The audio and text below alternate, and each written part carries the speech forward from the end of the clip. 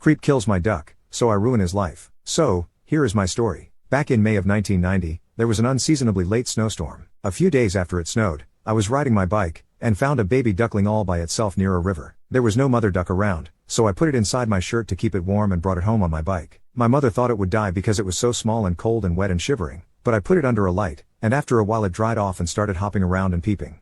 It was so cute, it followed my like a puppy. I called it Philip, because it sounded like it was saying Philip, Philip, Philip whenever it peeped. So, after a few weeks, I figured I ought to teach it to swim and eat stuff in the lakes, so I started bringing it to a small local beach. Philip did well, he swam around and ate zazas and snails and everyone at the beach loved him. Now my trouble started. After I had brought Philip to the beach several times, the lifeguard told me that his boss, the director of Parks and Recreation, who will be known as Stuffed Shirt, had told him that there was a city ordinance against bringing pets to city parks. I tried to explain to the lifeguard that it was only for a few weeks, and then the duck would be grown up and able to live on its own, but he didn't care. I was upset. How was I going to teach the duck to live on its own? I went to the library and got out the large blue books of city ordinances and looked up the relative ordinance, and discovered something interesting. There was one ordinance that prohibited bringing dogs into city parks, and another that prohibited bringing horses into city parks, both of which I see happening fairly often, BTW. But no ordinance against bringing ducks into city parks. So, I went home and called Stuffed Shirt. However, it being a weekend, he wasn't in, so his secretary answered the phone. I told her what had happened and what the ordinances actually said, and told her to tell Stuffed Shirt that I would be bringing my duck to the beach anytime I felt like it.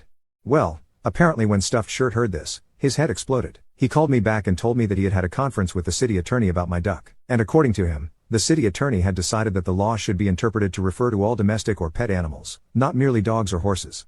Then he said he had called the DNR, because I was not supposed to have a duck. Now, please note the following at this point. Attorneys are not privileged to interpret the law, only judges are supposed to do that, and the law was not ambiguous such that it required interpretation. One specifically said dogs, the other specifically said horses. Note that at this point, my duck was referred to as a domestic animal. Anyway, a few days later the DNR agent shows up at my house, and marches right into my backyard, without ringing the doorbell, and without a warrant.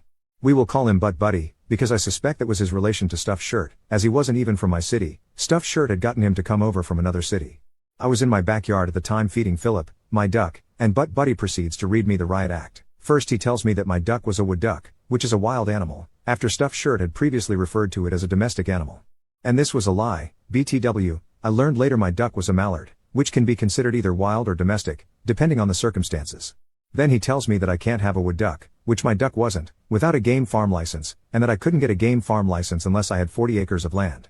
He then told me that I either had to let my duck go by the end of the day, or he would confiscate it and take it to a lake in another town, where I would never see it again.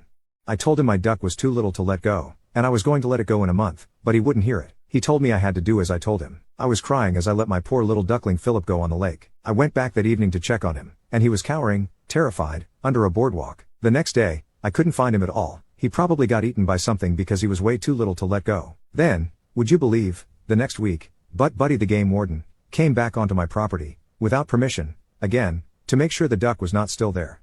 Now, on to the revenge part. After losing my duck, I went to the library and spent hours looking up the laws about wildlife and game farms, and I found out something very interesting. Butt Buddy the game warden had lied to me. As it turned out, you only needed 40 acres of land to get a game farm license on land where hunting, trapping, or killing of animals was going on.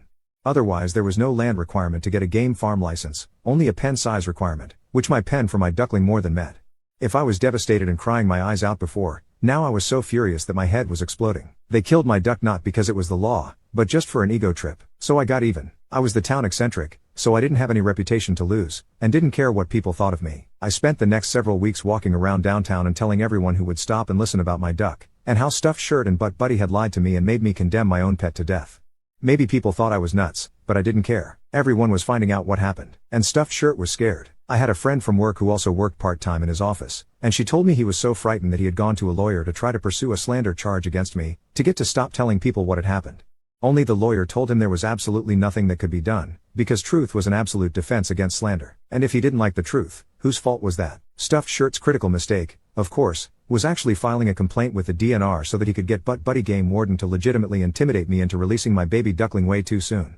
The DNR, like all government agencies, keeps records. If he tried to claim I was lying and slandering him, there was documented proof of what had happened. So the outcome? Stuffed Shirt lost his cushy city bureaucrat job as the director of Parks and Recreation, and the last I heard of him, about 10 years after this happened, had lost 2 other jobs, his house, he couldn't make the payments when he had no job, his wife, who didn't want to stick around when he had no job, and was somewhere in a trailer park, drinking himself to death.